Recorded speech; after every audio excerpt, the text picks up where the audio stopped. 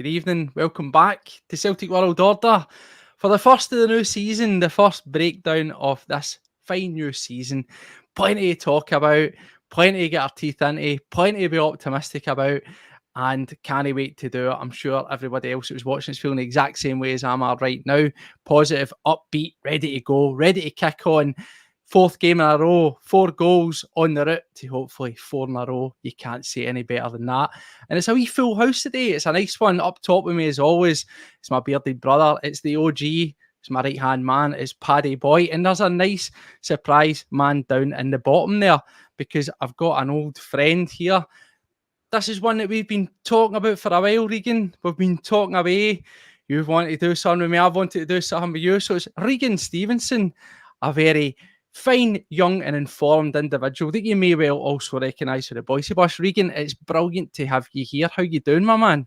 Steve, well, I'm doing good. It's great to be back on with you again, and it's great to meet Paddy as well. I mean, I'm a great watcher of the show, so it's great to be on, mate. Thanks for having me. Oh, mate, anytime, as we say, this is long overdue, but, you know what I mean, get you in for something with a bit of substance, a great result to talk about, and we'll kick that off, and we'll get into every single bit of it, we'll get around it, let us know, want to try and get as many comments, as many opinions up and running on this show for the first one in, let us know what you're thinking, what were the positives, what were the take-homes, anything that you maybe didn't like, because there's always room for improvement, things aren't always perfect, that's the nature of the beast. But again, welcome back to everybody, as we say. Thank you for joining us. We know it's a wee bit early, just after 6:30. Folk are normally having their dinner at this time, but there's never a better thing to do than talk about Celtic. If you're new to the channel, you like what you see, like we hear, make sure you give us a wee follow, wee subscribe, share the content if you want to go crazy. And if you want, completely optional, you can donate to the channel, help support us and become a member. And there's plenty here, and it's the original, always say it, 420, top man. And he's giving out that confetti because he is gifted one. So anybody that gets that, very welcome and a lucky person indeed. Welcome back to the channel. You can get us lastly CW at CW Pod 1888 on X if you want to catch up with us there. So, as I says at the top of the show, guys, I can see the smiles. Look at this, and we were all there as well. That makes it better. We all seen it in bright, living colour. 4 goals. It was maybe a familiar lineup. Obviously, Schmeichel, Kuhn. You could have picked that team 2 years ago. That's a side note. It's all about the positivity. Regan, I just want to go yourself straight away. Before we go into nitty-gritty and that, how did you take it in? How did you think of the game? What was your take-homes for it, my man? I just thought the tempo of the squad was so much better. I mean, I know we were so good at pre-season, but it's totally different in the matches. But I thought we were just really fast tempo, really great to watch, and I thought every player was great. I thought Kyogo was brilliant, even though he didn't score, but I thought he was great. And I just like the overall squad. I feel like the 12 months that I've had with Brendan Rodgers have really bought into his methods and stuff like that. And I just think it's really beneficial for the full squad now. And I'm just hoping that we can get a few signings in to make us even happier. So I'm pretty happy, Steve. I mean, of course, Brendan Rodgers, he's 12 months in. So I'm just looking forward to the season. I know that we've heard a lot of things about Matt possibly going to Brighton tonight, but I'm just so happy that Celtic are back, and it was a great way to start off the brand new season. So I'm pretty positive, Steve. Absolutely, it was a great start, and listen, it was even a better start before we'd even kicked a ball because, as we know, listen, we're all here about the Celtic, but that was good, wasn't it? It was a wee start, Paddy. It was a wee, did you have a wee spring in your step? A beautiful Saturday turned in, capped off into a beautiful Sunday. As I say, we were all at the game. We all had different vantage points. So it'll be interesting. We start talking about the game. So we're all at different parts of the stadium. Paddy, you similar to Regan? You just buzzing after that? Aye. Listen, I've got to thank Harty, 1888. He's in the chat there. Harty gave me a wee phone call just before the kick-off and said, listen, big man, we've got you a ticket. So cheers for that, my man. Thoroughly enjoyed it. Absolutely incredible. Like Regan says, the team came together. Brendan spoke about one of his ex-Chelsea colleagues telling him That's a that Brendan it was team. a Brendan squad. And do you know what it was? It was a Brendan team. You seen it, the building for the back and getting it to the wingers. And I thought, like, touching on similar players and stuff, Kuhn was outstanding. He was probably one of the standouts for myself. I just thought everybody, to a man, played brilliant, even the lads that we've been slating. However, obviously, one of them, Taylor, a few times was slightly out of position, as I'm sure Harty will back me up on. He pointed out at one point when he was standing at the right-hand side of midfield beside Rio Hatate, and we had a good wee laugh about that. But do you know what? Other than that, cracking result, like you said, 4 goals in each of the pre-season games, 4 goals there against a Killie team that might have been a bit tired, of course. But do you know what? That's a cracking start. And Paddy Power have already paid out. Paddy Power have paid out and Celtic. I love that. It's almost like a running joke, you know. I'm kind of gutted. I'm kind of gutted that I didn't put like £300 on Celtic to win the league or something. I might just start doing that at the start of every season. I might just put on the hope that Celtic scud somebody in the opening day and I get a payout. Probably the only time this season I'll be up on a count. But Regan, back to yourself, as we say, is like you can see the smiles, you can see already the opinions flying in. Everybody was enjoying that. We touched on is how we lined up. It was pretty much standard fares, we say, standard, lineup that we've seen. Bar Schmeichel in goals, and obviously Kuhn out there. You could have picked that team 2 years ago. Was there any surprises going into that starting lineup? We'll get on to the midfield because, as we said there, that was what embodied that performance. That was really the motor, Regan, that got it going. Was there any surprises? I know obviously Maeda wasn't featuring. James Forrest did a good performance that we got on to, but when you initially saw the lineup, we're all excited to kick off. But was there that wee bit of you at all where you went, I just wanted to see a couple of new faces? I mean, it was great to see Burnley. Pablo Bernardo finally signed. I know I was speaking about it for a long time there. Absolutely. But yeah, it was a sort of kind of like, I mean, you're watching that Celtic squad just this evening, you're thinking, this is a squad that could potentially go on and win the title again. No problem in Scotland. But that's easy. But it's a squad that definitely needs strengthened. And if Celtic want to be serious, then they need to back Brendan Rodgers. But I think in terms of the squad overall and for yesterday, there wasn't too many surprises. I think the big thing for me yesterday was just looking at Schmeichel, seeing how he would do. But I felt like he was absolutely brilliant. Yeah. And obviously you guys will see it being at the game, but I feel like every time that a central defender was making a tackle, it was like he was really happy for them, cheering them on and stuff like that. And I mean, every time Celtic scored a goal, he was off his feet, jumping about, and he was just so animated. And I don't think it's being disrespectful to Joe Hart, but I think he's definitely a big upgrade already. I think you can see that already. Definitely, and that's what you say. And we spoke about that in the pre-season, and I could hear it. I was down just a sort of corner, not too far for the Bhoys, and you can actually hear, even for that sort of distance, there was lulls and quiet points in the stadium, as there would be, but you can always hear him. He's always communicating, he's always shouting, and he's always been positive. It's positive messages that he's thrown out there, whether that's to do with positioning, where folk need to be, giving them the heads up about a press, or just, as you're pointing out, Regan, congratulating guys, being positive when they've done something, whether that's a great pass, whether that's a good covering tackle or whatever. He's certainly got those leadership qualities. They're two different guys, but undoubtedly, so far, I would absolutely agree that he has been, so far, he's been an upgrade. And I think any notion that age, is but a number, that he was going to be more of the same as Joe Hart, has been quickly wiped away.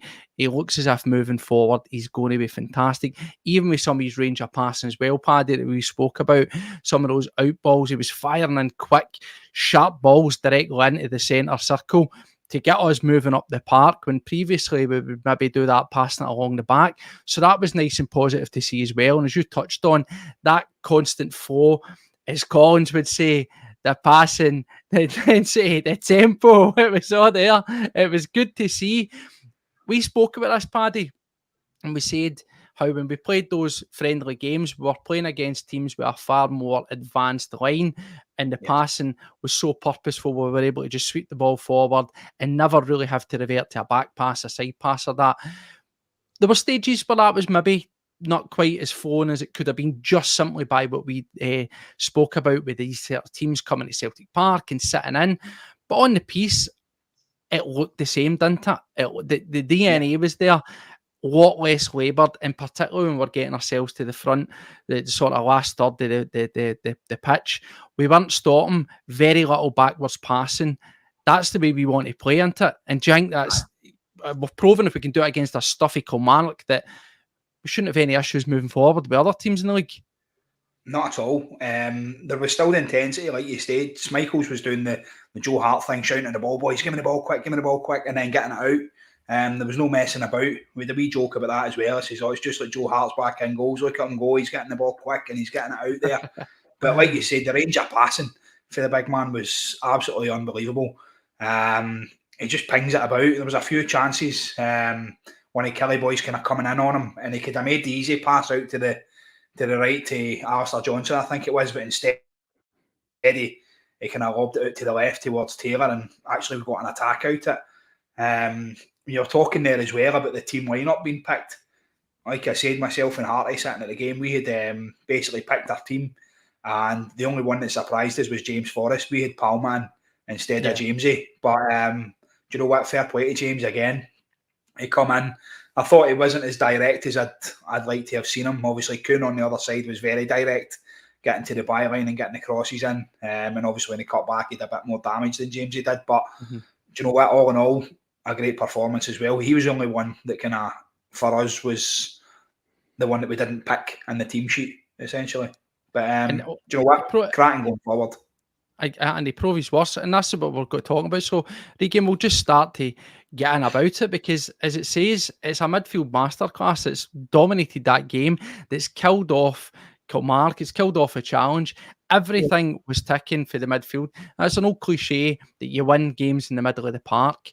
We didn't necessarily have to win game in terms of the guys weren't having to really do too much of the dirty work. It was very much cruise control, Regan. We've said it time and time again, we're running out of words to describe these guys, and we'll go on to perhaps their futures, because a few things, particularly around O'Reilly, it would appear that there's serious chats around Brighton, serious chats around Chelsea as well, and we obviously know Atalanta have came back forward. We're just seeing an evolution of these guys. Hatate, man of the match on the day in the stadium, we'll get on to him as well. But how much have you enjoyed seeing the development, and even in such a short period of time, over those last sort of January onwards, the development of Hatate? He looks so much more a round player, more aggressive, he looks more physical, more athletic. His ball retention, something that was criticised, Regan, by Rodgers, is just night and day, really getting us ticking.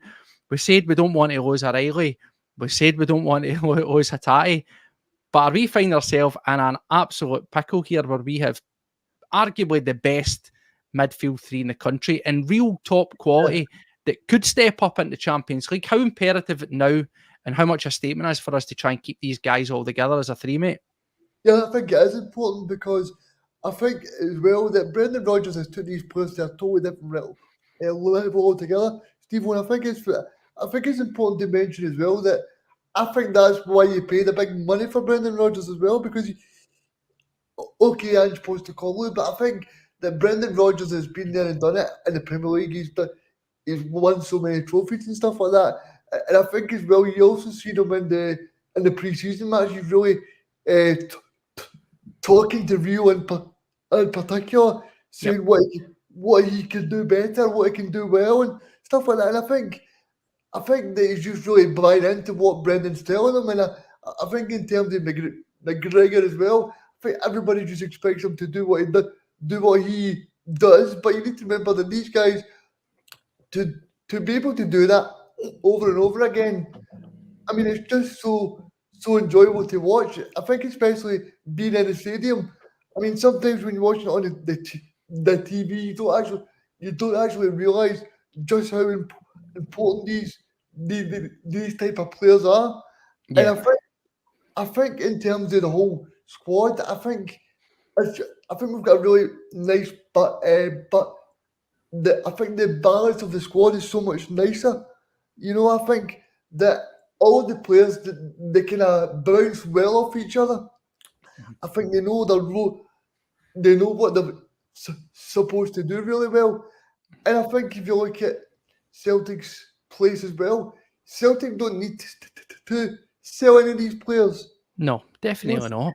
Celtic are in the place where if an offer is tabled, then they can think about it. But I think it's been totally really good by three of the midfielders that they know that if an offer comes in, then it will be looked at. But I don't think it will be something that Celtic will just go, yeah, we'll take it, because Yeah. they know that people like Rio and Matt, they are players that know what it's like to be a Celtic. You know, they're not players that can throw the toys out the pram and go, well, I've been here for 3 years and I'm going to not play for the club or not train. They're totally professional. And Brendan Rodgers said that last week. Aye. Well, we've got these guys, as you say, Regan, they're buying in. We're seeing development in them. You touched on, you're seeing the relationships between these players in the pre-season, some of the VT and stuff that's going out there. He's obviously cultivating a real sort of thing. I think at this point, a lot of us have maybe consigned ourselves to the fact that we think that O'Reilly's going to be perhaps the guy that's going to go. In terms of Hatate, I think for me, we've definitely got another season out of him, depending on, as you say, every player's got his price. The thing is, we don't need to sell the players. And Paddy, I think that the manager had says was, we need to put the price on the player and not the league. We said this before, whether it's Hatate, whether it's O'Reilly, whoever it may well be, just by league, just by side, if they move to an Italian team, they go to an English team, their value almost overnight doubles just by the nature of being in another side. So we need to have that at the back of your head. Obviously, you can demand higher sell-on fees and try and do things like that. But we're really in a position where we cannot afford to lose these players. We don't say can't afford to lose them. We don't need the money. We don't, as Regan says, we do not need to sell these guys.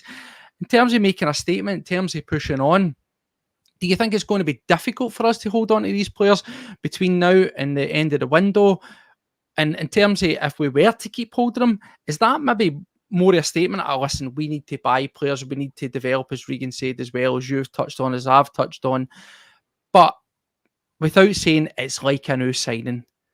Is holding on to these guys as big as any other squad addition that we might go out and make?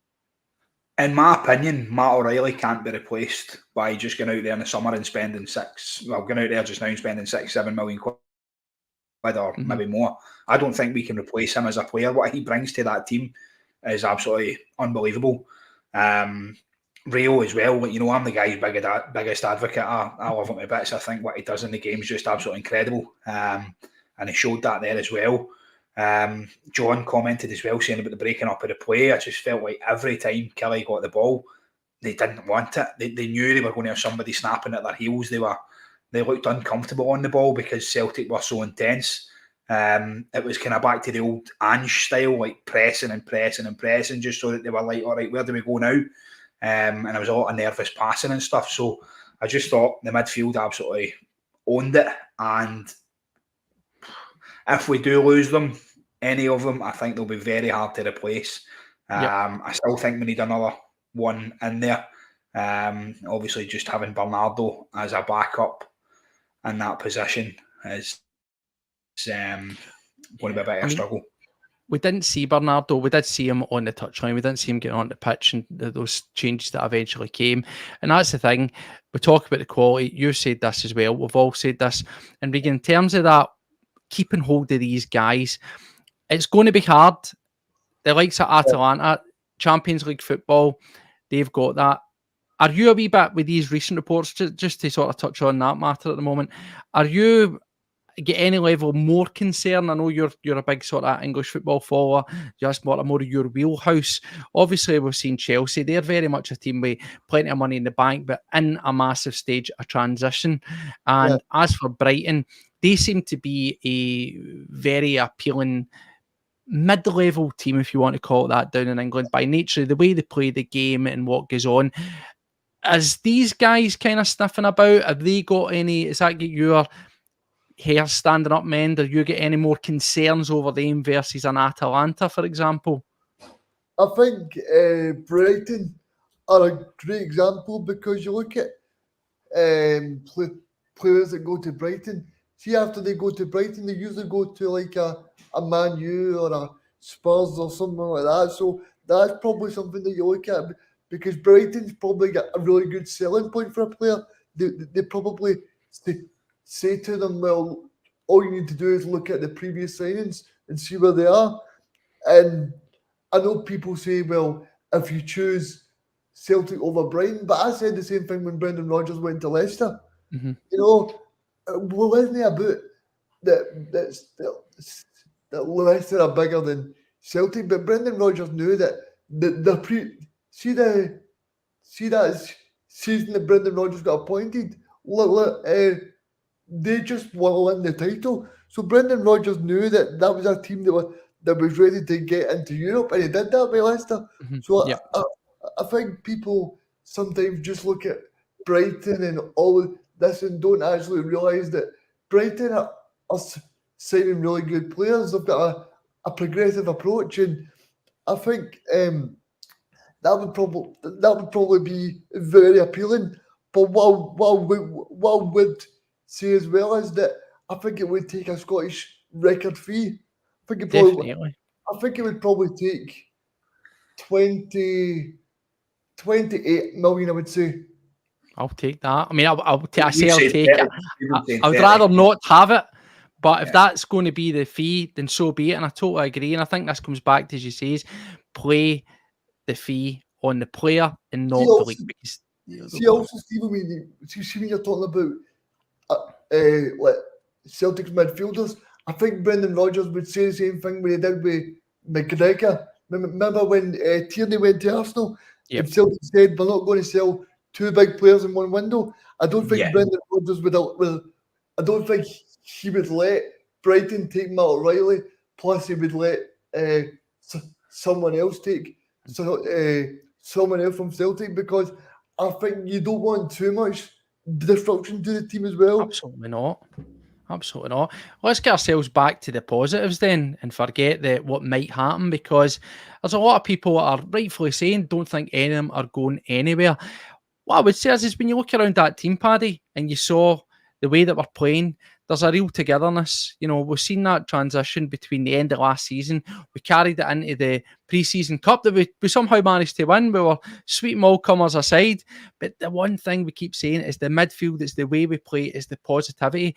And these guys look like they're playing not only at some of their peak football that we've seen for them since they've been at the club, they're doing it with a right smile on their face as well. You know, any notion that there's players' heads getting turned or anything like that, you only need to look as far as those celebrations and the camaraderie and the dancing or whatever. I know that some folk don't like that kind of thing, but these guys are really, really buying in. I think the squad has this togetherness where they're playing for each other, they're playing for the manager. And it's maybe a bit surprising that it's taken this long to get to that stage where we're really seeing the tangible results. But that midfield three, I can't help but say it. See, when you look at our squad and we talk about requiring quality, that midfield three, I would be buzzing at what we could do with one or two additions around that squad get into Europe, because we've seen how the high line, more European style is benefited, and even against a stuffy Kilmarnock that were trying to bank in and camp down in their own half, we were still able to find those gaps. We were still able to find those passes, play our game, get the ball down with the speed, with the intensity, and it's just ticking through all those three guys. McGregor looks as if he's changing his role once again, and we talk about guys stepping up. Hatate and O'Reilly, by God, did they step up? It's just previously it looked as if McGregor was trying to do everything and be the glue that holds it together. Now he's almost just sitting back and saying, boys, do what you got to do, innit? That's it.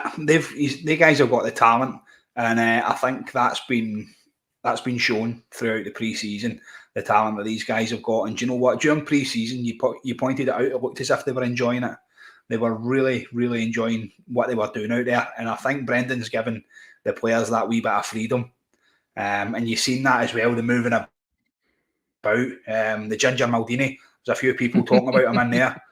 Mr. Scales, he's back with a bang. He's like when he first signed, when he come in there and we got him back. He was, do you know what, phenomenal. He was a midfielder pretty much 3/4 of that game, because he just kept driving forward. I think he could have had about 30 shots in the first half. It just kept opening up for him in front of where we were sitting. So the movement in there, and I don't know if that's came for the confidence that Casper's given them at the back. The fact that Scalesy's been able to drive a wee bit forward more and not really worry about his defensive part, which we know he's not the best about. But do you know what? Fair play to the big guy. He had a blinder in there as well, didn't he? Aye. Well, the opening goal comes by way of Hatate, and it's something that I was shouting out for in early stages of that game. Lots of great passing. We knew we were going to get, as I say, stuffy sides sitting in, making those gaps less and less, but we still persisted. And previously, where we would pass the ball side to side and try and tease it along, we were getting those wee quick turns on the half turn, firing the ball in, and good to see shooting on sight for the edge of the box. That's something that I've really, really been shouting out for. There was a couple in the game as Hatate went on. Maybe could have had one or two extra as well, but it's a great touch. Ball comes in, gets it out from under his feet and shifts it and fires it past the goalie. It's a perfect start, and it's good to see as well that he's picking up that where he left off. He had a wee bit of injury issues the last season. That maybe hindered his progress, probably for our benefit, to be honest, because I think if we'd had a roaring season last season and followed that up, we'd be having these sort of same conversations that were around O'Reilly. But he just, the one thing I just can't, I'm losing words to describe him. Hatate, I don't know what it is. We spoke about the Rodgers effect, bringing guys up to a standard, improving, developing.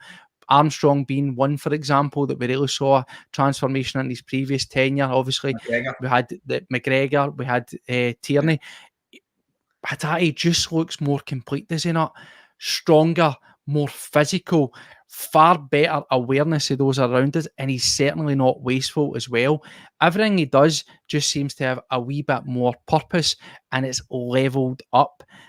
I'm kind of at a loss to say what is going to be his role, because we used to just say it was always going to be the creative influence, but he's getting his hands properly dirty now as well, isn't he? Yeah, are we going to start fighting here over who loves Hatate the most? Because I'll win, I guarantee it. I love the big guy. Like I said, I've been singing his praises all last year as well. Even when he had a Snydery game or whatever, I still kind of tried to back him up a wee bit. But he's getting a lot more consistent. He's completing his game. Like you said, he is a bit of a unit as well. I've went up and seen the squad before they've left for the football one Saturday morning, and you see the size of him. He is a bit of a unit. He's quite broad, but he pulls that off in the middle of the park. He uses his weight and he distributes it about. He holds the ball up well, and like you said, he's got the eye. He's got the eye for a pass. So and less wasteful in the pass as well. Yeah. Less wasteful, I'd say. He was always a guy who would play the risky pass. Regan, wouldn't he? He would always be trying to make that risky pass, high risk for high reward. Yeah. But he's doing it now. He's picking his moments, Regan's not when he's making those passes. I'd probably say his pass completion was, well over about 70%, which for a midfielder, I would say the way he plays is pretty good. That's me just looking with my eyes. That's not a stat. Don't quote me on that if you know the real one. But you know what I mean, Regan? He's making those risky passes and trying to make the forward movement and getting us into the right positions. But more often than not, it's coming off. He's not losing the ball. He's finding himself in the right position. He's always looking. He's always got his heads up. It's just a total evolution in him, is it not? I mean, again, without labouring that point and without going completely overboard to how good he is, he's just ticking. He's firing on all cylinders, and it's like a new signing, is it not? I hate saying that, but it's like a new signing. Aye, because don't forget, I think somebody mentioned it yesterday, that the fact that, don't forget that for the first 2 or 3 matches last season, it was David Turnbull was picked ahead of him. He was picked That's to, crazy. to play against Ross County, and then he played against Aberdeen, and then he took David Turnbull off, and then Rio played for the majority of the matches, and then he sadly got that bad time when he was out for a period. So I think in terms of that, I think now he's just shown his proper Brendan Rodgers style of play, and he's totally bought into to what Brendan Rodgers is telling him, and I'm just hoping that he can stay injury free, because I think, see if you look at and I know that Celtic and Rangers were kind of really close last season, but I think, see if you look at the middle, 12 games to go, I think you could see he was so important for us. I think he just changes the whole tempo of the match. I think everybody just understands the influence that he can have, and it's only when he's not there you think, well, my God, what a player he is. He's a guy that's definitely you touched on that. And when he come back in, remember the Livy game, Steve? Remember that Livy game?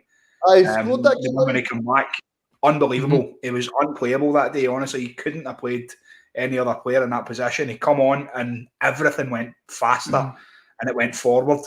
And because we had missed that for a few previous games, it was unbelievable to see.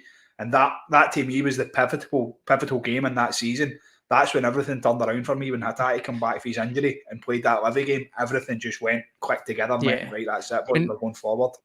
Without overlabouring the two and obvious ones, the two that are on everybody's lips and certainly us, it's Hatate, it's O'Reilly, but these are not the only guys that we're seeing levelling up. These are not the only guys that we see that look like reinvented a new version of themselves, and one that really needs to stand out. You could argue was, heads or tails, a toss-up for who could have been the man of the match in that game. There were several standouts, but Nicholas Kuhn's a guy that's really got to be, he's got to be given his flowers. He's got to be. What a change, Regan. Again, another guy we didn't know. I'll hold my hands up. I was sitting here and I was criticising him. He looked slight. He looked a bit lightweight. He didn't look like he had much purpose. Turns out he had an injury. He's a guy in pre-season. He comes back again. He looks more physical. He's put on a bit more weight. He's got power, and he's doing the things that we were desperately shouting out for. Mixing up, cutting inside, taking on a guy, working hard. If you're a winger at Celtic, it's great going forward. It's great having a delivery. You need to have an end product, but you also need to chip in with the defensive and the hard work. And Regan, what have you thought of Nicholas Kuhn between the pre-season and now? Are you getting excited? I mean, Steve, I think he's been absolutely brilliant. I don't know if you guys remember it, but there was a chance where Kyogo should have scored. Yep. Yesterday, some of the football that we were playing was brilliant. I just think he's been somebody that's been absolutely brilliant. I think sometimes we can underestimate Steve-O, that it maybe takes people that are new to the squad to adapt to Scotland. Maybe he just took a little bit of time to adapt to, because people don't realise that it's a kind of low block you're playing against every single time. So maybe he's kind of thought, well, I sort of know what I'm going to be playing against now, and maybe he's totally adapted now. And I think that in terms of that season, Steve, I think he could be a very important player. I mean, I know, absolutely. I know you were saying there about you possibly running him off last season. I was thinking that this was a blunder by the Celtic board, but yeah, I mean, he's been absolutely brilliant so far. No, he has, and that's the thing, is, as fans, we can be very reactionary, and particularly when you're at Celtic, you've kind of got, it's the old cliche, you've got to hit the ground running. the expectation levels are so high for us as fans, and particularly when he was coming in, when we were kind of maybe humming and hawing and the form wasn't fantastic, but you were looking for consistency and you're not getting with it. I understand it's quite easy, isn't it, to jump on it? And I'll hold my hands up and say that. I was quite surprised at how that's came about, almost full circle in the pre-season. Paddy, he's definitely kicked on. He was a standout. He was beating his man. He was getting through it. As Regan says, some fantastic play. And more often than not, he was at the centre of a lot of that. Obviously it was going for our midfielders, but it was a quick outlet, and he was always a guy that was looking for it, and he was causing real havoc down his side. He obviously gets a goal later on in the game that we'll touch into, but he just seems his all-round game is really improved. He knows what to do. He's passing. He's finding players. Very impressive start from him. And that's something that we've looked for. We spoke about Maeda. You know what you get out of him. Palmer will get on to. There's maybe work to be done there. James Forrest, I thought, was fantastic. The surprise entry, as you say, another one he just picked up, and where he left off. Was it good to see that kind of, dare I say it, old style wing play that we've maybe not had as much, obviously with Jota, but to see both players on both wings constantly driving, constantly taking on, trying to find those balls in, rather than being heavily dependent on one side of the pitch. It was nice to have that proper width on both ends, was it no? Mate, it was brilliant. But you know what was refreshing as well? Seeing them track back, seeing them come back and win the ball back in their own half as well and support the left backs and the right back in there. That was good to see. Kuhn and Forrest done it quite a lot. There was one point as well when Palmer come on, he done it. The wee man bombed back and he had a cracking tackle, which I thought, you know what, we've been calling for that. You don't want your wingers just standing there waiting for the ball and then try to do something later on. They were tracking back and they were pushing forward. Kuhn, for me, outstanding. Every time he got the ball, he just looked so dangerous. What Joe says as well, everything was so accurate. His shots, his crosses, everything. He didn't waste anything. It was really good. Just think he looks an absolute menace. He's quite small, he's quite dinky, and he just gets the ball away, and he's got a fair turn of pace on him as well. Jamesy picked up where he's left off, hasn't he? He was on the left-hand side. We're used to seeing him on the right, but listen, play Jamesy anywhere in that park and he'll give you 110%. He does it all the time. The wee man was cracking again. I thought he could have got a bit better delivery sometimes. Try to beat the extra man now and again. Maybe he's been watching Mikey Johnson in training.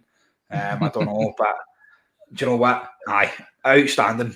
The wing play was brilliant for me.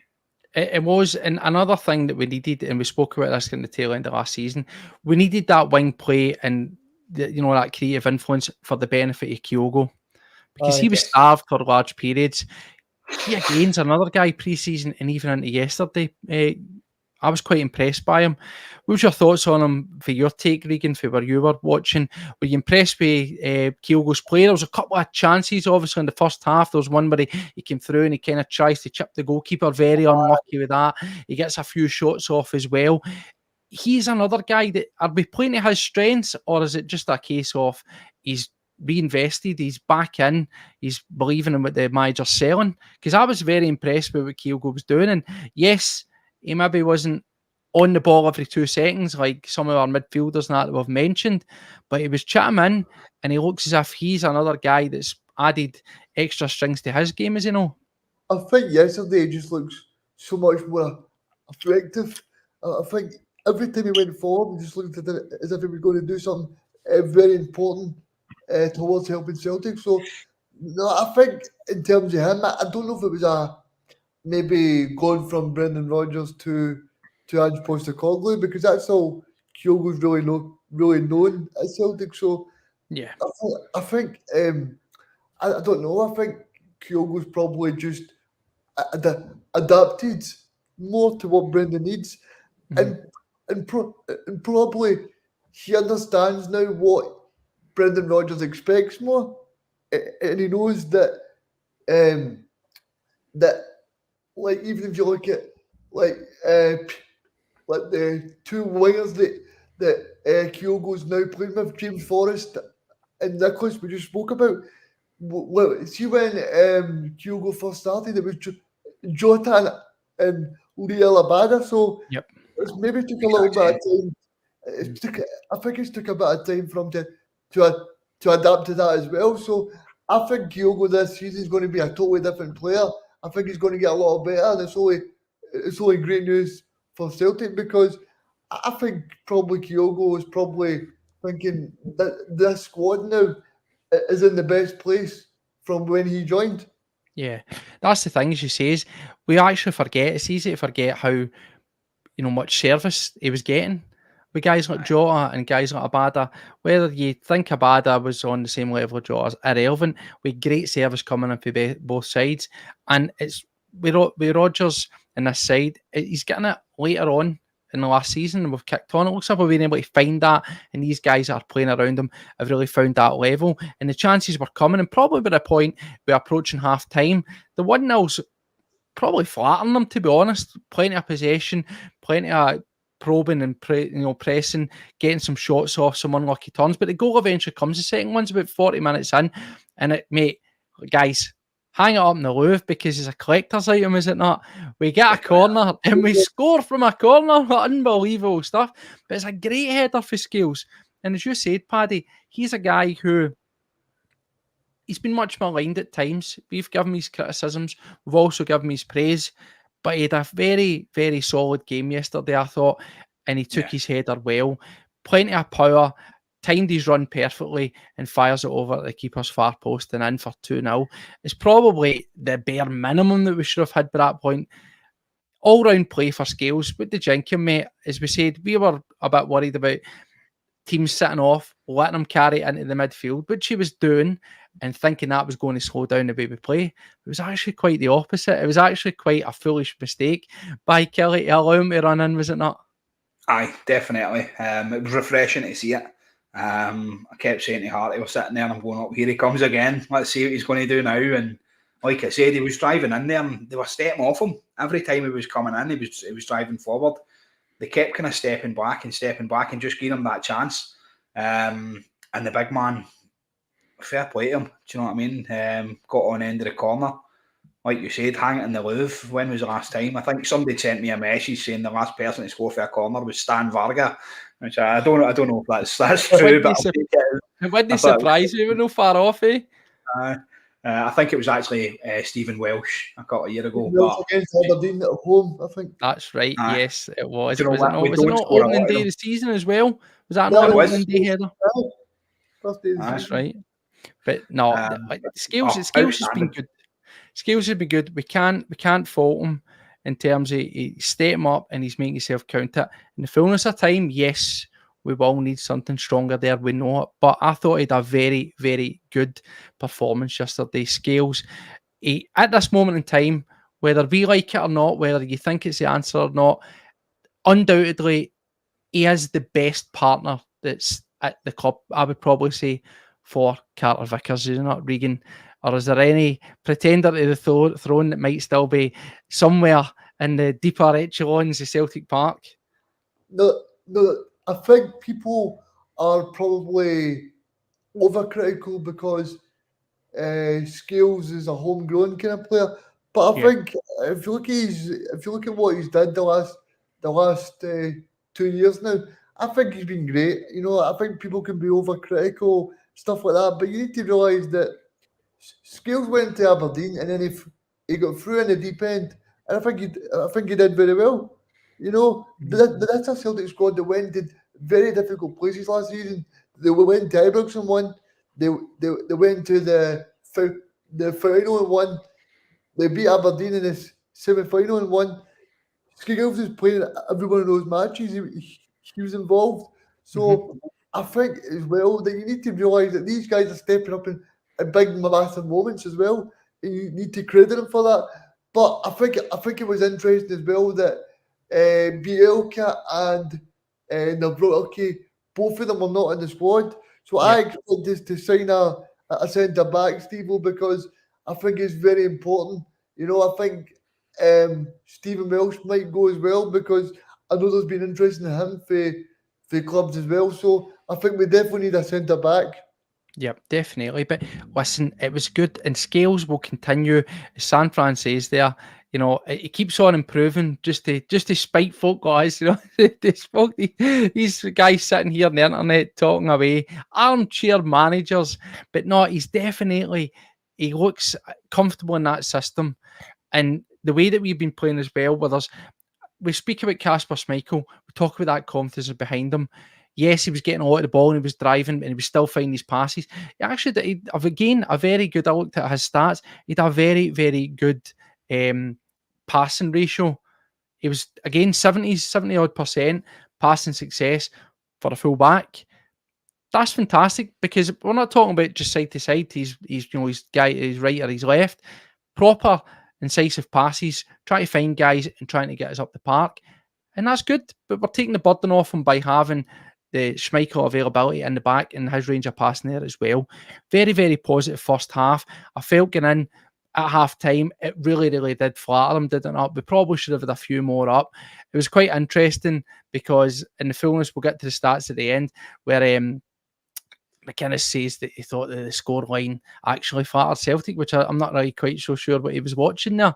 But we got in the second half, and again, we don't let up. Many times last season, with the cliche, a game of two halves, where you either had a very inconsistent and boring first half, and then you pushed it on it there. We carried it on. That's what we were begging for, consistency. 2 games of football that were the exact same thing, and we did that exactly in the name that came up, gets us on the score sheet for the third paddy, is Kuhn. Talk about continuing from where you left off in the second half. The intensity, the purpose, it was all still there.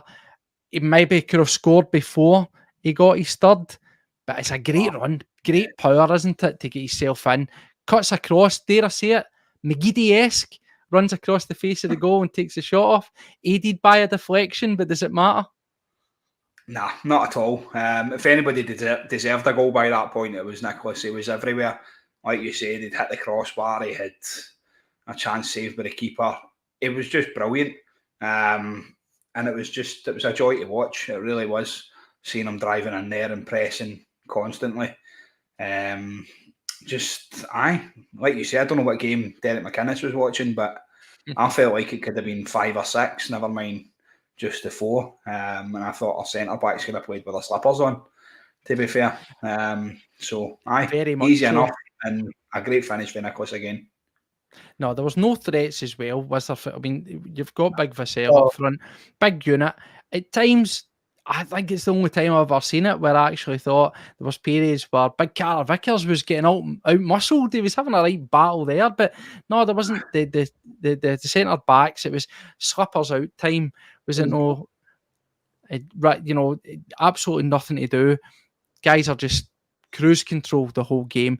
But the way we kept playing, we made a couple of subs, and I want to just touch on some of the subs that came around, because obviously we get Ralston, we'll go on him, he scores a goal. The one that I want to talk to you about and get your opinion on, Regan, is we saw Lewis Palmer coming on. Now, we sat here and we spoke about how great Kuhn was. I'll let you have your piece on what you thought of his overall performance before we're kicking on to the next guy. But we took off Kuhn, we kept on Forrest. We kept him on and we shifted him to accommodate Palmer coming on. Now, with the jink, they close off with Kuhn in his all-round performance and his goal there, Regan. But when he came on, I want to know, what did you think of Palmer? Because for me, I know we were in cruise control and I knew we were 3-0 up, but he still needs to do more for me. I was a wee bit irritated that he doesn't have that same mindset of the guys that came off the pitch. You look at the effort, you look at the intensity of Forrest, you look at the intensity of Kuhn and the effort levels. For me, it just felt as if he was coming on. This is a parade. It doesn't matter. Losing the ball, not trying to get it back. Not that wee stupid laugh he does. Oh, I've lost the ball. Stuff like that. So, by comparison, what's your thoughts there, mate? I think in terms of Palmer, I think he is someone that I don't think he's fully grown on me yet. Steve, I think there's still a bit of work to be done there. But I think he's got all the attributes, but I think his attitude needs to be zoned in for the time that he's on the park. The greatest example I can say is the Aberdeen match in the semi-final. He comes on the park and he's laughing about and he's joking, and then Aberdeen then score from that when he comes on because he's not Yep. focused on the match. So I just feel like when he comes on, he's not really doing too much.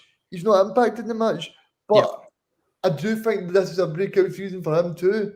You know, I think he showed in pre-season that he can really benefit, and I think he's enjoying being at Celtic as well. So I think in terms of him, I think he's more of a kind of a luxury player than the I think he's more of a luxury player. So I think it's more difficult for him to be up for the moments and take his opportunity because Aye. I think because he was coming on there with 10 minutes to go, he's probably thinking, well, Celtic are 3-0 up. The match is won. He's not got the same he's not got the same drive as maybe a James Forrest would.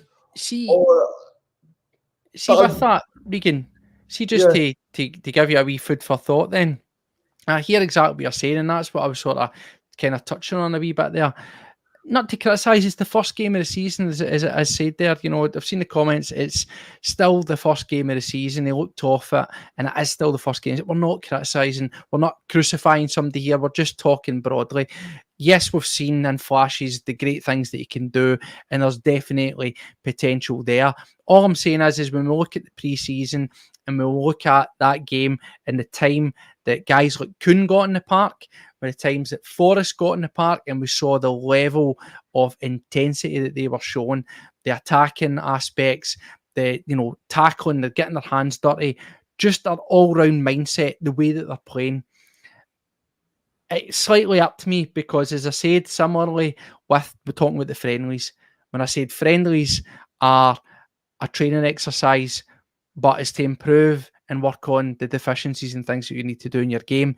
It just slightly concerns me a wee bit to think that we've got a guy who, let's face it, is going to have to be fighting for his position, because out on that left, it's going to be probably Maeda first off. If Forrest continues to do what he's doing, then it could be Forrest who could be potentially, up to third place or third choice in that. So every single minute he gets on a pitch, does he not need to start buying in? Does he need to get into that mindset? Particularly, when we look at Europe and stuff, it's all right bringing a guy on when you're needing him to step up because he's maybe not an nature, you're behind, you need a goal. And I can understand how players will maybe get up for that. But his chances at Celtic, you've got to take every single minute you get and show your best and show your worth. Where does your confidence in him that you think it's going to be a breakout season for him? Where does that come from? I think it's just because even though he had a mixed time last season, he still scored something like 12 times last season. So I think that's where it comes from. But I think, like you said, see the times that he's played. I mean, I think you're talking about there that like he doesn't really offer much when he's on the park, and I think it's something that Brendan Rodgers will notice too, Steve-o. I think I don't think he's going to buy into somebody that, because he wants people on the bench that he can trust, because this is somebody, because we could be 2-1 up against Dundee and he brings Lewis Palmer on, and because he's thinking the match is won, he's not fully putting the full effort in. So I think that's something that Brendan Rodgers thinks about as well. And I think that's why possibly we could be upgrading in the wide positions as well, because I think Mikey Johnson will go, and I think possibly Yang will go too, because I don't think these guys are going to get much time on the park.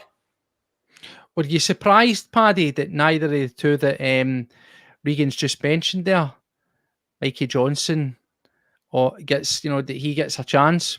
He was in and out. He was playing quite regular, but doesn't get himself onto the pitch there. That we kept on Forrest, who had a fantastic game, but we kept on Forrest rather than bringing him off and giving the likes of Mikey Johnson. Do you think that's maybe alluding to what Regan's saying, that perhaps Johnson's not going to be around there? Because like we done with Palmer, bring on at 3-0 on, that would have been a perfect opportunity, would it not, to bring on somebody like Mikey Johnson, say, pick up where you left off, go and score a goal, mate. Oh, I think he's froze. I'll give that up to you there, Regan, now. What do you think of that? If he's not getting a chance there, is that, do you think that's because he's maybe not in the long-term plans, if you're not bringing on Mikey Johnson at 3-0? I think Brendan Rodgers and Mikey Johnson have got the kind of trust issue. Steve, I don't think Brendan Rodgers fully buys into what Mikey Johnson offers, because I think now, Steve, we said about 10 chances to impress a manager, and he's never properly impressed him. So I think Brendan Rodgers has probably thought, I know people can go on YouTube or go on Twitter and go, boy, he played really well down in the Championship. But I think you also need to remember that in the Championship, everybody can beat everybody, and there's wide spaces, and there's a lot of time to go on the ball. But when you play in Scotland, you're playing against Aberdeen. They play 10 men behind the ball and trying to break on you and try to do things. So it's a totally different mindset. So I don't think Mikey Johnson's the type of player that we need to be involved. I mean, of course, it would be great. Like a Celtic fan, he plays for Ireland. He's from Scotland and stuff like that. But I just don't think it's going to work out. And I think Brendan Rodgers is the type of guy that will say, I can certainly improve on Mikey Johnson. And I think when Brendan Rodgers says that he wants 2 attacking players, I think that could be possibly a wide player that can play up top and a striker as well, because I don't think Mikey Johnson is particularly someone that Brendan Rodgers thinks, well, if I'm playing against Aberdeen, for example, and we're 1-0 down with 10 minutes to go, can Mikey Johnson score us 2 goals to win us the game? I don't think Brendan Rodgers would trust Mikey Johnson to do that. Aye. Well, before he froze up there, Paddy, just what was your thoughts on that, mate? As I says, we bring on Palmer and sort of giving a wee criticism about not maybe taking that chance, but there was guys in that bench that didn't get a chance, and obviously Mikey Johnson was one there. We opted to keep on and persist with Forrest. Not that it's a bad thing, but is that just a sort of a signy for these guys when it gets back to it, and we've got the squad and the real games in front of us, that if you're not getting on the pitch, that's you're only there to fill a space for hopefully somebody that we're going to replace you, but it's better. Aye, I'd like to see the back of him. I've said it before, Celtic is too big a club for Mikey Johnson. He's went down south, he's played with no pressure, and he's done well. He can't handle the pressure of the Goldfish Bowl that's Glasgow, and that's the be all and end all for me. Harty said it there as well. 3 years, like, he's had his chances. He's had chances under 2 different managers, and he's still not done the job for me. He comes in, scores the occasional goal and whatever else, but it doesn't give me what I want from my wingers. So I think we've got so many players in that position that are better than him. So for me, at the minute, he's stealing a wage, and I would be more than happy to accept an offer for either West Brom or, like we've said before, use him as capital if Norwich are after him, use him as capital for Ida. Just get him out of the club. So, see, in terms of, to finish up and wrap around what happened with the game, we brought in some subs, but one person that stuck around was Kyogo. And we spoke about the need and the importance to get those reinforcements and those strikers. Firstly, the instant, Regan, we'll talk about. He had a couple of great chances prior to the one we're going to talk about. There's a great ball. He's offside. Great first touch. Fires it in. He is offside. But it wouldn't have done his confidence any harm controlling that and putting away. It would have been a fantastic goal. But I want to talk about this penalty or not penalty, where he gets chipped through. He's one-on-one with the goalkeeper, and let's face it, he gets absolutely wiped out. There was a lot of confusion in the stadium around about what was happening there. Kyogo stayed down for a long period of time. I think we were told that they were trying to claim it was offside. I've seen lines drawn, and I thought it was onside. Firstly, it should have been a penalty, yes, but that's just an example. When he stayed down, was your heart in your mouth, because he is the main striker. And this is exactly the point that we need. We kept him on. Was that to prove a point that we kept him on, that there's no other options? And is that too much of a risk to continue doing that when you're 3-0 up? Steve was even with a 3-0 up. I was thinking to myself, I think it's time to get Kyogo off now. Yep. You know, because as much as it's not a great idea to get rid of O and to get rid of Roková, I think Celtic were just glad to get them those two off the wage bill.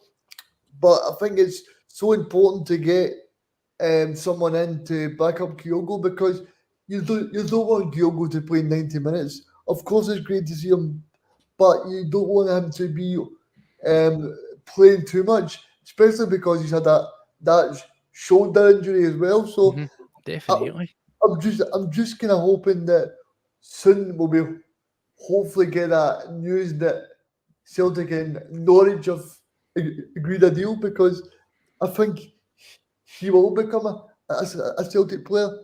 I hope so. I hope So- so. But nah, that's the thing. We're playing a risky game at this juncture. We know, Paddy. The games are coming thick and fast, and we spoke about how when the real stuff starts, that's when the risk starts to come. I don't need to ask you the question. That's a penalty, isn't it? I mean, it's. I think we talk about consistency. We saw what happened at Tynecastle, the handball thing. Personally, I think if that's not going to be handball moving on, I'm all for it. That's good. We need that level of consistency. But Doc, consistency, mate. He gets wiped out. It's not even a booking. Not even a booking. We don't want to moan about referees, mate, but Don Robertson was a bit card shy, was he? No. Oh, he's frozen up. You still there, Paddy boy? Sorry, I'm still here. I'm saying that the refereeing, it didn't affect our performance, but that's pathetic, is it not? Yes, 100%. Like you said, we're looking for consistency. We're looking for the referees to be consistent, and see if that Rangers one wasn't a penalty, then that's fair enough. If that comes and they're playing against us and the same thing happens and it's fine, I'm all for it. Like you said, have consistency across the board, absolutely. From where I was sitting, the Kyogo incident, we didn't quite know if it was a penalty or not. Obviously, so I messaged you, and you were telling me Stonewaller straight away. Joe messaged me back, yep, Stonewaller, definitely, guaranteed. Come home and watched it, and yeah, like you said, I've seen all the lines drawn, trying to call it offside or trying to call it whatever. Yeah. Did they have a VAR check? I don't know. It didn't say in the stadium if there was a VAR check. It didn't say in the stadium, and it was very unclear. It was very, very unclear exactly what was going on there. I don't know what the deal was, but surely that's got to be checked, even just for the offside. I think they said on Sky it was because the referee said it was because the two players were so close to each other or something like that. It's crazy. I mean, if that's anybody else in the park, it's a penalty. It's a penalty, and at best it's a booting. But we've seen a lot of that. And speaking of another, not that it matters. We wrap the game up. It's 4-0. Talk about guys taking their chances. We talk about guys stepping up when they come on. Ralston does Ralston things. He put in a good, solid performance. Able deputy, particularly domestic. And again, it's Kyogo. He nearly gets his reward. Another great shot goes away. But that anticipation, they're never giving up. Ralston runs in, and it's a great finish through the keeper's leg, sweeps it home, and it's all good. But what I thought was funny, if you noticed again, we've got McGregor getting manhandled, 2 arms around his neck, pulling away at it, and strong play from him. He shrugs it off to get the pass in that leads to the shot, etc., etc. But come on, the big Don was shy with the cards. I was terrible. Yeah, I mean, I think there was a tackle on Palma as well that was really bad. I went right down the back of his heels, didn't it? I was quite early on. Yeah, so, yeah, I think the referees had a very good weekend, apart from a couple of the tackles in the Celtic game. I was glad to see that I thought the VAR was so much smoother, but yeah, I think in terms of Don Robertson, I don't know what he's seen there. I thought it was a definite penalty, and it was a definite booking, definitely for Palmer. Definitely. But no, the game comes out. There's not too much more to write home about. We get ourselves out there. A couple other guys that come on, touch on home. I think it was good to see him coming on. He looks, to me, I said that in the pre-season chats, Paddy, that I thought he was a guy that could hopefully feature again. Is he a solution?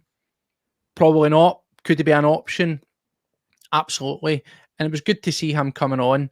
And I think as well, in terms of giving guys minutes, when you've got Bernardo there, he would have been the easy guy to tee on, bring on and get that cheer on the pitch and all that. But maybe speaks a wee bit of volumes that the manager chose to bring on home. And that's good to see. I think that's what we've got to do going forward into the season. We've got to try and, if we're going to have these guys around, we need to see what they've got and we need to get them playing a wee bit more. All in all, 4 goals for the 4th game in a row, 100 to 4 in a row. But it was a 5-star performance all over, wasn't it, boys? And in the game against Hibs is normally a bit of a tough game for us. They get swept aside 3-0. There was a lot of complaints around about their performance from their fans. So, great start to the week. Top of the table. 2-point buffer. Right where we belong, that's it. Confidence, Regan, get into that next week. Hibs. Aye, definitely. I mean, we know who scored the 2 goals the last time we played there, so but he's not playing now. So yeah, I think it's going to be a difficult match. Brendan Rodgers has not got a great record there. He's only won 1 time in the last 5 or 6. So I think it'll be a difficult match, but I think I expect us to win the match. Aye. Yeah, yourself as well, Paddy. You share that sentiment. You know me, mate. I'm forever the optimist, always confident. And I will say, if you go back on the previous podcast when you asked me what I thought the score was going to be, I did say it was going to be 4-0. So You did. Congratulations, anybody that followed my wonderful advice. There you go. No, sorry, on you go, Paddy. Sorry, on you go. No, I was just going to say, we were talking about Thiago Home there. Everybody round about where we were sitting was saying, do you know what, there's a player in there. The wee guy's got something about him. There is a player there. There's something to see. And do you know what? You can see it. There is a bite about him. There's something there. He's raw. I think he could potentially, under Brendan, be one of these guys that's going to progress. I don't think he's one for this season. I think he's going to be one for the future, one going forward. I'd like to have seen him go out on loan this year. But obviously, we can't really afford to do that in a minute because we've not brought MD in. So keep him, and obviously we'll wait and see what happens for there. See on that, just before we finish up, just real quickly, obviously see a few things that are swirling about, and obviously Ida, we could talk to the cows come home through there, but we've not had a chance to actually address it since that sort of things have happened. I just want to get your thoughts, both of you guys, on this idea that he's trying to force through a move, missing the flight, a wee bit of a disagreement. I believe he actually get booed by some of his supporters in the pre-season game and things like that. Obviously, he's a guy that we want, and we like what we see. The manager likes what he sees. We spoke about concerns around about our guys. Have you any concerns, Regan, around about the Ida thing actually happening and happening anytime soon, but also maybe the way he's going about it? Because if that was one of our guys doing that, if that was, say, O'Reilly that was doing that, we'd be raging. Sometimes the shoes and the other foot is all right, but what's your thoughts around about that situation with Ida, mate? I don't like the way he's went about it, but I don't know if it's because it's Celtic and it's the club that's close to his heart, and that he's maybe spoke to Brendan, he spoke to the club, and he's maybe that they know that the club wanted to go by, and it might be the case, Steve-O, that he knows that Norwich are going to play a dangerous game and want a big transfer. So maybe he's thought that the best way for me to get a move is to show Norwich that I want to go to Celtic. But I don't like the way he's went about it, but I do think he'll be a Celtic player, Steve-O. Right. Yourself, Paddy, you get any concerns or irritation around about the way that the players maybe try to facilitate this move? Says, listen, if it benefits us, it's, it is what it is and we'll take it. But do you think he's maybe even hindering his chances sometimes where they might just stick their heels in and say, do you know what, that's fine? Aye. Do you know, Regan kind of pretty much covered everything there. The manager, I think, for me, is going to be like, do you know what? Fuck them. What are they doing? Like, I'm not going to sell you then. If you're going to push for it that hard, you're not going anywhere, pal. and you do it out of spite just because of the way he's been acting. He's made it clear to the manager he wants to be a Celtic player. The missing the flight thing, I heard it was because he was in negotiations. You've seen all the rumours kicking about, of course you have. He was in getting a medical. He was hanging about with some of the Celtic players. He's still in the WhatsApp group. In the chat group. He's in the chat. Fair play, do you know what I mean? Like, I think Juranovic is still in the chat and all. There's no chance of him coming back. No. But you know what? Listen, we'd love the big guy back. We really would. I'd like to see him coming in just because we're really short in that position. We do need to have a backup striker soon because we can't be relying on Kyogo to play 90 minutes. Definitely.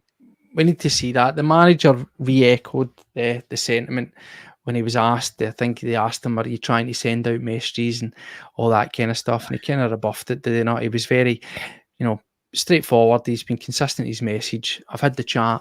I expect us to be stronger than we went in.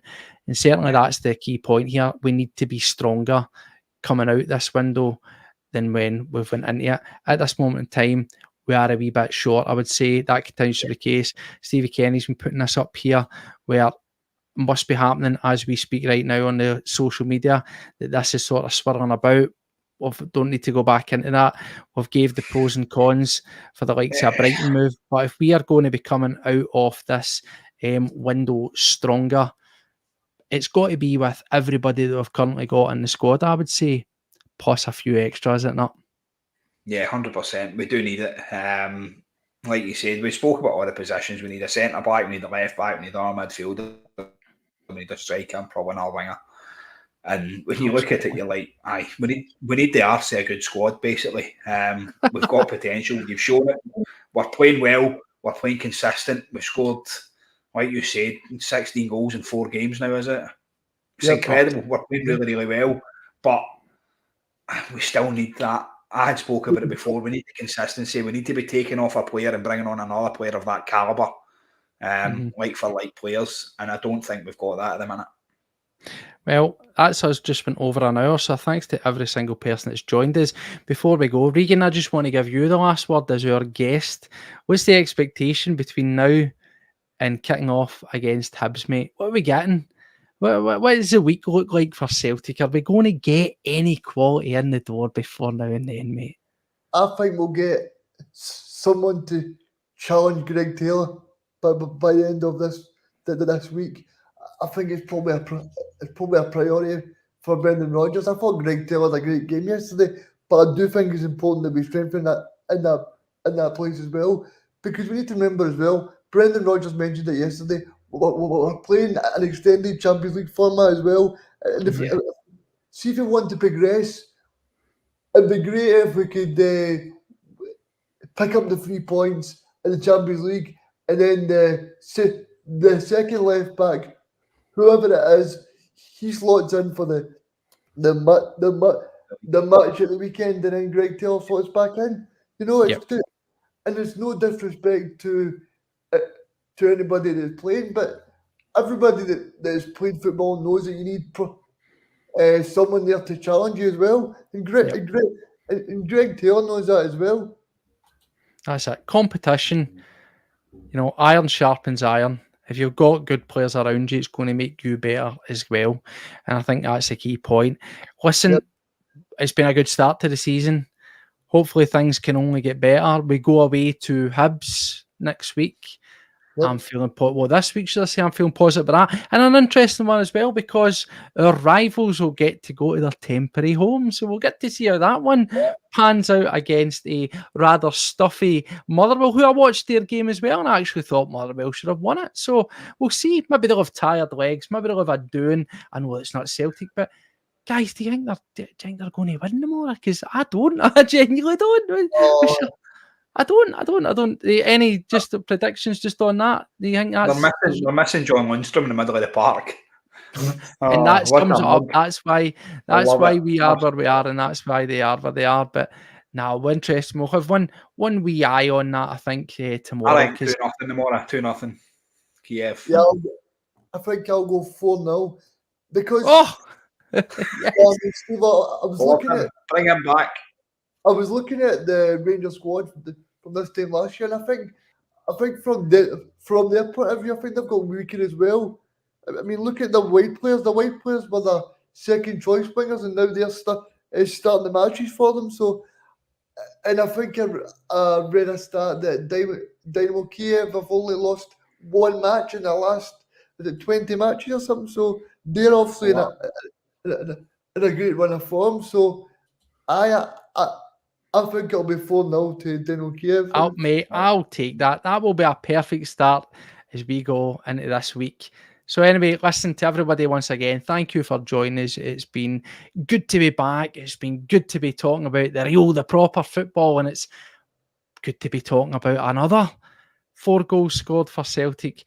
But in this time, we've got something to show because it's 3 points. It's top of the league. It's back to normal service, and let's kick on for there. Regan, it's been an absolute pleasure to have you here, mate. It's been a long time coming, and I'm sure we'll have you back in due course to talk more about then. But until then, to everybody, as usual, take care of yourselves and hail, hail. We'll see you next time. See you later. See you later.